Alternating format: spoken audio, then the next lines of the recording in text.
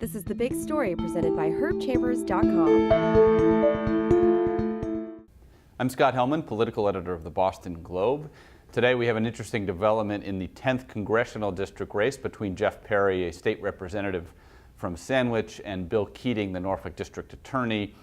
All year, Perry has been dogged by reports on an incident involving a subordinate of his in the 1990s when Perry was a police sergeant in the Wareham Police Department. There were two girls, both were teenagers, and they were illegally strip searched by an officer named Scott Flanagan. He was under Perry's command. He later pled guilty to these assaults, served some time in prison. Today we hear from the first time from the victim in the first strip search. Her name is Lisa Allen, that's her maiden name, and she is speaking out against Perry because she feels that he should not be representing the district in Congress. She issued a fairly emotional statement talking about how Perry was actually at the scene at this Wareham cranberry bog when she was strip searched by this officer, that he did nothing to stop it, that he could have heard her screaming and crying, and again did not intervene. And then later she said he was involved in the cover-up, helping to cover up the fact that an officer under his supervision had done this.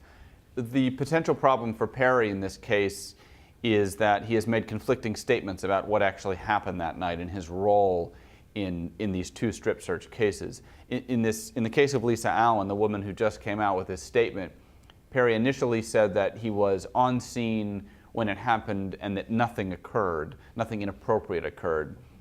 Then Scott Flanagan, the officer who conducted the strip searches, later pled guilty, leaving Perry in an awkward position. He has since said that he was on the scene, but he was not exactly present where this happened, that he wasn't close enough to see.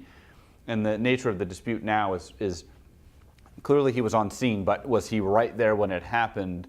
We have some sworn testimony from Lisa saying that he was among a group of officers who were there, but again, the question is, how close was he and what did he actually see? As a political candidate, Perry's problem is that his comments on this case have shifted. He has said that was a long time ago. He's blamed a faulty memory for discrepancy in his descriptions of his role in these two cases. And as Lisa came out with this new statement, Perry didn't address exactly his role or her specific charges, that he could have stopped it, that he was there and did nothing. He just said that my heart goes out to her. It's despicable what happened to her, and I feel for her. And again, we'll see over the next couple of weeks whether or not this is something that matters to voters or whether or not they'll see it as something that happened in the past and unrelated to his fitness to be a congressman.